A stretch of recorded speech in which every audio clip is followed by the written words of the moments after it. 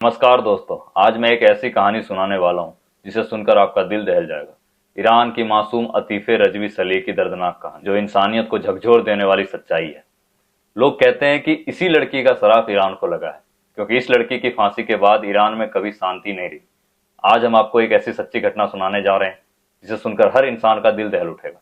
ये कहानी है ईरान की 16 वर्षीय मासूम लड़की अतीफे रजवी सलीह की, जिसके अंदर तनिक भी मानवता होगा वो ये कहानी सुनकर कांप उठेगा। अतीफे की मासूमियत और शुरुआती जीवन कुछ अच्छा नहीं रहा। जब वो सिर्फ 5 साल की थी, तब एक कार दुर्घटना में अतीफे की मां की मृत्यु हो गई।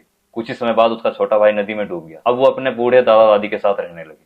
लेकिन उसकी जिंदगी का असली बुरा दौर तब शुरू हुआ जब एक 51 साल रिटायर्ड गार्ड अली दरावी की उस पर बुरी नजर पड़ी। उसके जीवन में दरिंदगी की शुरुआत कुछ इस तरीके से हुई। 51 साल के अली दरावी ने 15-16 साल की इस मासूम लड़की के साथ बलात्कार किया। एक या दो बार नहीं, बल्कि सैकड़ों बार। रजवी के परिवार को मजदूरी जैसे कामों के कारण सारा दिन बाहर रहना पड़ता था। इसी दौरान अली दरावी उसे अपने हैवानियत का शिकार बनाता रहा। उसने रजवी को बुरी तरह धमका दिया था कि अगर उसने किसी को कुछ कहा तो उसे और उसके परिवार को मार डालेगा। 3 साल तक घुट घुट कर जीने वाली रजवी सोचो कैसे जी रही होगी। डरी सहमी रजवी घुट घुट कर जीती रही, और यह दरिंदा उस मासूम बच्ची को अपनी हैवानियत का शिकार बनाता रहा।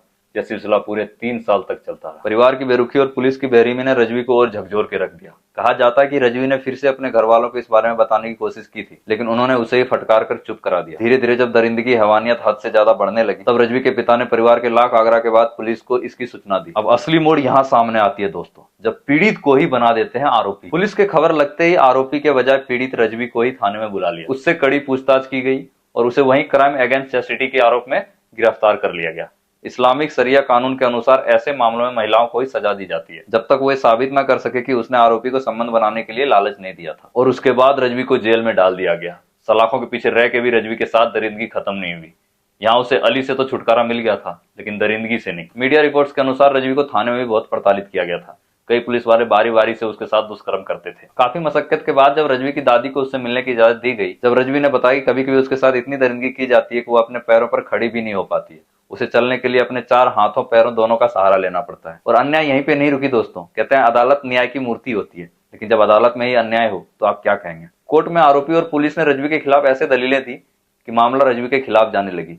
ऊपर से सरिया का कानून। जज हाजी रेजाड उल्टा रजवी पर ही केस सुनाने लगे। जब अतीफे को एहसास हुआ कि वो अपना केस हार रही है, तो उसने अपनी सफाई देने के लिए जल्दीबाजी में अपने चेहरे से हिजाब हटा लिया और कहा कि अदालत को उसे नहीं, बल्कि अली दरावी को दंडित करना चाहिए। सोचिए, आप न्यायालय में न्याय मांगने गए हैं और वहां आपके साथ न्याय ना हो बल्कि अन्याय हो, तो आपको कैसा लगेगा। पूरे केस आपके अगेंस्ट हो जाए तो आपको कैसा लगेगा। उस अकल के अंधे जज ने हिजाब हटाने के जुर्म में उसे घोर अपमान बताते हुए रजवी को उम्र कैद की सजा सुना दी। यह सुनकर रजवी गुस्से में लाल हो गई। इतना अन्याय झेलने के बाद भी उसे इंसाफ देने के बजाय फिर से नरक में भेजा जा रहा था। गुस्से में उसने विरोध में अपनी जूती निकालकर जज की ओर फेंक दी।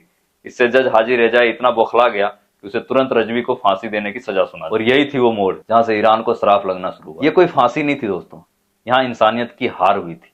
15 अगस्त 2004 को ईरान के नेका में उसे एक क्रेन से लटकाकर सरेआम फांसी दी गई। बीबीसी के मुताबिक सुप्रीम कोर्ट ऑफ अपील में पेश किए गए दस्तावेज में उनकी उम्र 22 साल बताई गई, लेकिन उसके जन्म प्रमाण पत्र और मृत्यु प्रमाण पत्र में कहा गया कि वह सिर्फ 16 साल की थी। अब सवाल उठता है कि क्या यही है इस्लाम, यही है इंसाफ। ये कैसा न्याय है, ये कैसा कानून है। क्या यही है मुस्लिम बहुल देशों में मुस्लिम महिलाओं की असली तस्वीर। ये तो सिर्फ एक ऐसा मामला था जो ईरान से बाहर की दुनिया तक पहुंच पाया। Iran, Iraq, Afghanistan, Pakistan, Uzbekistan, ना जाने ऐसे कितने स्थान है जहां ऐसे क्रूर कानून की वजह से कितनी निर्दोष बालिकाएं मौत के घाट उतर जाती होंगी। और इसीलिए कहा जाता है कि रजवी को फांसी देने के बाद ईरान में कभी शांति नहीं रही। ईरान में कई सामाजिक, राजनीतिक और सांस्कृतिक संकट देखने को मिले।